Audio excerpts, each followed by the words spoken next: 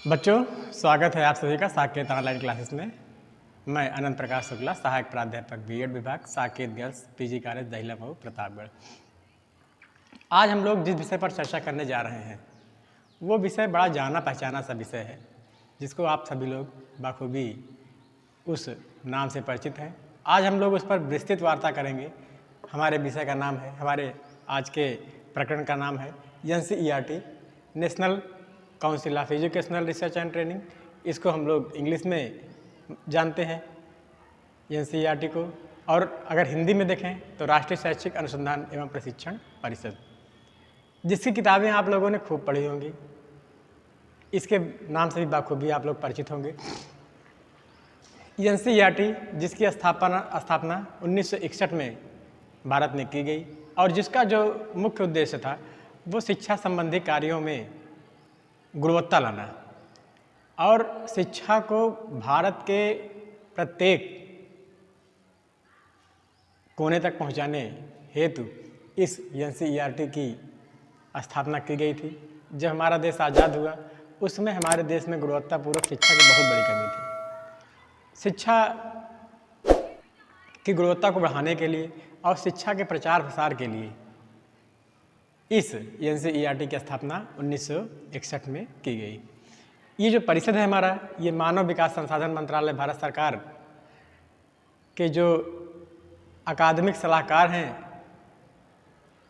उस सलाहकार के रूप में कार्य करती है और इस संस्था का पूरा भरण पोषण भारत सरकार द्वारा किया जाता है। ये एक स्वायत्त निकाय है, अपने आप में स्वतंत्र है और शिक्षा की व्यवस्था बनाने के लिए ये पूरे भारत में कार्य करती है। ये भारत की सबसे बड़ी शिक्षा संस्था है जो कि भारत में विद्यालय शिक्षा के क्षेत्र में नीतियों और मुख्य कार्यक्रमों का क्रियान्वयन करती रहती है। मानव संसाधन विकास मंत्रालय को सहायता देती है, परामर्श देती है और जो विशेष नीतियाँ होती हैं उनको लागू करने का विचार भी ये समय पर देती रहती है। शिक्षा और शिक्षा के क्षेत्र में नीतियों और कार्यक्रमों का प्रतिपादन करती है, उनकी गुणवत्ता बढ़ाने के लिए सदैव तत्पर रहती है। किस प्रकार से शिक्षा की व्यवस्था में गुणवत्ता आए, इस पर सदैव शोध कार्य निरंतर होते रहते हैं। NCERT पूरे देश में शिक्षा की गुणवत्ता को बनाने के लिए प्रत्येक प्रदेश में अपने एक अलग संस्थान की स्थापना करती है, जिसे हम लोग SCERT, state council of educational research and training, राज्य शैक्षिक अनुसंधान एवं प्रशिक्षण परिषद की स्थापना करती है। जो नीतियाँ NCERT द्वारा बनाई जाती हैं उन नीतियों को प्रत्येक प्रदेश में पहुँचाने के लिए SCERT अर्थात state council of educational research and training की मदद ली जाती है। वो सारी नीतियाँ जो NCERT द्वारा बनाई जाती हैं उन्हें प्रदेश स्तर पर लागू करने के लिए SCERT नामक संस्था को कहा जाता है और वो पूरे अपने प्रदेश में लागू करने के लिए अपने संस्थानों को प्रत्येक जिले में स्थापित करती हैं और शिक्षा की गुणवत्ता को एकदम नीचे स्तर के लोगों तक, मतलब पहले पायदान तक पहुंचाने का कार्य SCERT के द्वारा किया जाता है। और उसके लिए जो प्रत्येक जिले में कार्यालय खोले जाते हैं उसे डाइट के नाम से जाना जाता है। कहने का मतलब एक चैन बनी हुई है, उस चैन के माध्यम से, उस कड़ी के माध्यम से शिक्षा की सारी व्यवस्थाओं को, जो भारतीय शिक्षा में नीतियों और जिन भी चीज़ों को शामिल किया जाता है उसे प्रत्येक प्रदेश में, प्रत्येक जिले में पहुंचाने हेतु NCERT अपना योगदान निरंतर देती रहती है। अगर हम इसके कार्यों की बात करें, क्योंकि आज का हमारा जो विकासशील भारत है, आज हम लोग विकास की रेस में बहुत आगे चल रहे हैं और जो हमारी आज की परिकल्पना है वो ये है कि भारत के भविष्य का निर्माण कक्षा कक्षों में होता है। ऐसे में जो हमारे भारत के बच्चे हैं उन्हें गुणवत्तापूर्ण शिक्षा मिलनी चाहिए, इसका प्रयास हमारा देश निरंतर करता रहता है। अगर हम लोग एनसीईआरटी के कार्यों के बारे में बात करें, एनसीईआरटी के कार्यों की चर्चा करें, तो जो इसके कार्य हैं, जैसे विद्यालय शिक्षा और शिक्षक शिक्षा अनुसंधान संबंधी कार्य करना, सहायता करना और उसे आगे बढ़ाने का प्रयास करना। हमारे देश में अगर आप देखें तो निरंतर शोध होते रहते हैं, निरंतर रिसर्च होते रहते हैं। इस बात की खोज करने का प्रयास किया जाता है किस प्रकार से विद्यालय शिक्षा को एकदम हम लोग विकसित कर सकें, किस प्रकार से शिक्षक शिक्षा अर्थात अध्यापक शिक्षा को विकसित करें, जिसके माध्यम से हम अपने देश में पढ़ने वाले छात्रों को उचित मार्गदर्शन दे करके एक अच्छा नागरिक तैयार कर सकें। इसके लिए जो हमारे अध्यापकगण हैं, उनकी ट्रेनिंग, उनके लिए क्या व्यवस्था होनी चाहिए, क्या क्या चीज़ें आवश्यक हैं एक अध्यापक ट्रेनिंग में, क्या अध्यापकों की एलिजिबिलिटी होनी चाहिए और उस योग्यता को प्राप्त करने के लिए किस तरह की परीक्षाएं कराई जानी चाहिए, ये सारी जो नीतियों का निर्धारण होता है और जो शोध होते हैं हमारे देश में, उन शोध में कौन सी चीज़ ऐसी है जो अध्यापक शिक्षा या विद्यालय शिक्षा के लिए आवश्यक है, उन चीज़ों को लागू करने का कार्य एनसीईआरटी अर्थात राष्ट्रीय शैक्षिक अनुसंधान एवं प्रशिक्षण परिषद द्वारा किया जाता है। शिक्षकों के लिए जो हमारे अध्यापकगण हैं, उनके लिए सेवा के पूर्व और सेवा के समय प्रशिक्षण का कार्य भी एनसीईआरटी के द्वारा संपन्न कराए जाते हैं। अगर आप देखें, खास करके जो हमारे मिडिल तक के अध्यापक हैं, जब भी उनकी नौकरी शुरू होती है, जब भी उनकी ज्वाइनिंग होती है, उसके पहले उन्हें ट्रेनिंग कराई जाती है। बीएड, बीटीसी, डीएलएड, बीएलएड आदि अनेकों कोर्स हैं शिक्षक शिक्षा के, जिनके माध्यम से अध्यापकों को बनाने का कार्य निरंतर भारत में किया जा रहा है। उनकी ट्रेनिंग किस प्रकार होनी चाहिए, उनकी ट्रेनिंग की न्यूनतम योग्यता क्या होनी चाहिए, उनकी नियुक्ति की क्या न्यूनतम योग्यता होनी चाहिए, इन सारी चीज़ों पर ध्यान केंद्रित करने के लिए एनसीईआरटी अपना कार्य करता रहता है। साथ ही सेवा से पहले अर्थात जब उनकी ज्वाइनिंग होती है उसके पहले और सेवा के दौरान जब वो कहीं कार्यरत होते हैं और उस दौरान प्रशिक्षण की आवश्यकता पड़ती है, तो ये प्रशिक्षण का कार्य एनसीईआरटी द्वारा पूरे भारत में कराया जाता है। जैसे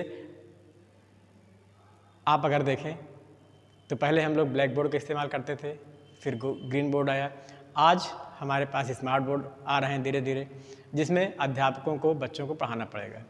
अगर स्मार्ट बोर्ड पे बच्चों को पढ़ाना है तो अध्यापक को स्वयं भी स्मार्ट बोर्ड का ज्ञान होना चाहिए, कंप्यूटर का ज्ञान होना चाहिए। ऐसी स्थिति में जो हमारे पुराने अध्यापक हैं, उन अध्यापकों को अपडेट करने के लिए समय समय पर ट्रेनिंग की व्यवस्थाएं की जाती हैं। उन व्यवस्थाओं को करने की जिम्मेदारी एनसीईआरटी के द्वारा ली जाती है। एनसीईआरटी पूरे देश में इस प्रकार की प्रशिक्षण की व्यवस्था लागू करती है। प्रत्येक प्रदेश में एससीईआरटी के माध्यम से अपने प्रदेश में लागू किया जाता है और एससीईआरटी के डायट द्वारा उन अध्यापकों को ट्रेनिंग करने का प्रावधान आपके सामने आपको दिखाई पड़ता है। इसके अलावा जो हमारी विद्यालय शिक्षा है, आज आवश्यकता है गुणात्मक सुधार की, आज आवश्यकता है उसमें सुधार की, जिसके लिए जो हमारी एनसीईआरटी है वो राज्य सरकार और अन्य जो संगठन हैं, अन्य जो एजेंसीज हैं, उनके लिए कार्यक्रम तैयार करना, किस प्रकार से शिक्षा को गुणवत्ता पूर्वक बनाया जाए, इसके लिए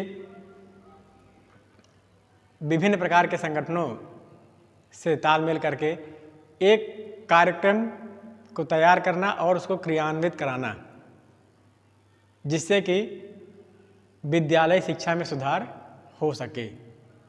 ये कार्य भी एनसीईआरटी का हुआ करता है।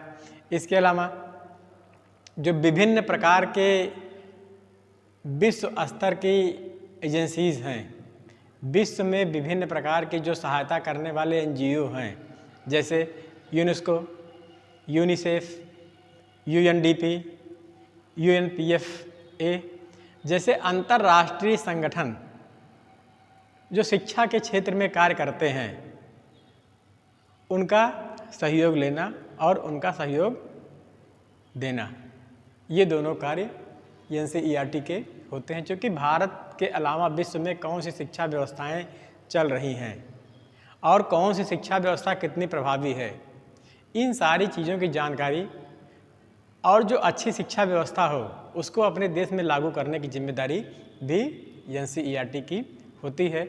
ऐसे में उसकी जिम्मेदारी होती है कि विश्व में चलने वाले जो पाठ्यक्रम हैं उन पाठ्यक्रमों का समय समय पर जो विभिन्न प्रकार की अंतर्राष्ट्रीय संस्थाएं हैं, ऐसी संस्थाएं जो पूरे विश्व में शिक्षा व्यवस्था को गुणवत्तापूर्वक लाने का कार्य करती हैं, जिसमें अभी आपको हमने बताया यूनेस्को, यूनिसेफ, ये सब नाम ऐसे हैं जिसको आप लोगों ने सुना होगा।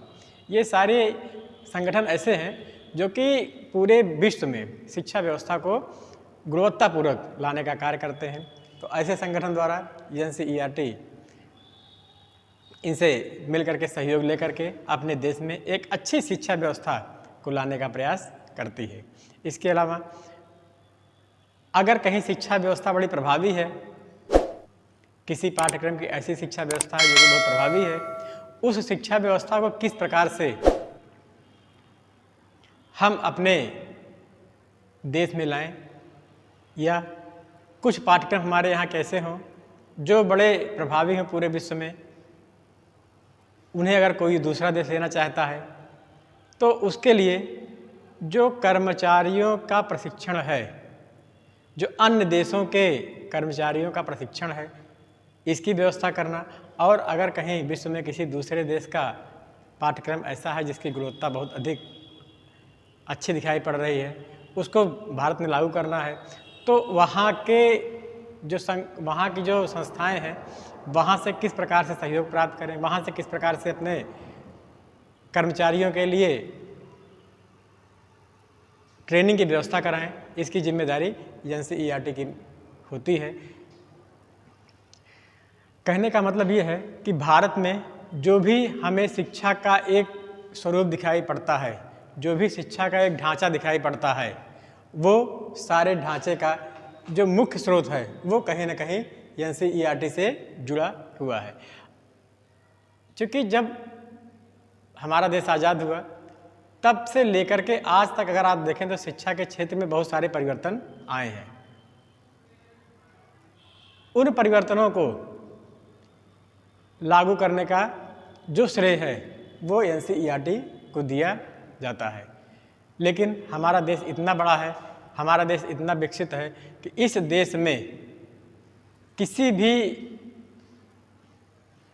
व्यवस्था को आसानी से लागू करना मुश्किल होता है। ऐसे में जो हमारी एनसीईआरटी है वो अपने विभिन्न प्रकार के प्रत्येक प्रदेश में, प्रत्येक जिले में ऐसी संस्थाएं स्थापित करती है जिन संस्थाओं के माध्यम से वो अपने अध्यापकों को, अपने बच्चों को गुणवत्तापूर्वक शिक्षा दे सकती है। जैसे एससीईआरटी है, state council of educational research and training, जो कि राज्य स्तर पर प्रत्येक राज्य में अलग अलग एससीईआरटी होती है। जैसे अपने उत्तर प्रदेश में अगर आप देखें तो उत्तर प्रदेश में जो एससीईआरटी है उसकी स्थापना 1981 में की गई। हमारा प्रदेश बहुत बड़ा प्रदेश है और इस प्रदेश में शिक्षा की व्यवस्था, गुणवत्ता को लागू करने का कार्य एससीईआरटी के द्वारा किया जाता है। जो एनसीईआरटी योजनाएं बना के भेजती हैं, ठीक उन योजनाओं को अपने भौतिक संसाधन, मानवीय संसाधन, बौद्धिक स्तर को देखते हुए प्रत्येक प्रदेश अपने देश में अलग अलग व्यवस्थाओं को लागू करता है। एससीईआरटी क्या करता है, जो उसके पास एनसीईआरटी ने जो भी नीतियाँ, जो भी चीज़ें लागू करने के लिए भेजी, उसको डाइट के माध्यम से, जिला शिक्षा एवं प्रशिक्षण संस्थान के माध्यम से प्रत्येक जिले में उस व्यवस्था को लागू करने का प्रयास करता है। तो बच्चों, ये था आज का हमारा topic NCERT, national council of educational research and training. हम लोग आगे फिर किसी और टॉपिक पर कल बात करेंगे। अगर आपने हमारे चैनल को लाइक एवं सब्सक्राइब नहीं किया है तो इसको अवश्य कर दें। इस वीडियो को धन्यवाद। अपने दोस्तों के साथ ज़रूर शेयर कीजिए। अगर इस टॉपिक पर आपके कोई भी क्वेश्चन हैं तो नीचे कमेंट करके पूछिए, हम उत्तर देने का प्रयास करेंगे। और अगर आपने अभी तक हमारे चैनल को सब्सक्राइब नहीं किया है तो तुरंत सब्सक्राइब करिए, साथ ही बेल आइकन पर क्लिक करें ताकि आगे आने वाले सभी वीडियो आप तक पहुंचते रहें और आप हमसे यूं ही जुड़ें।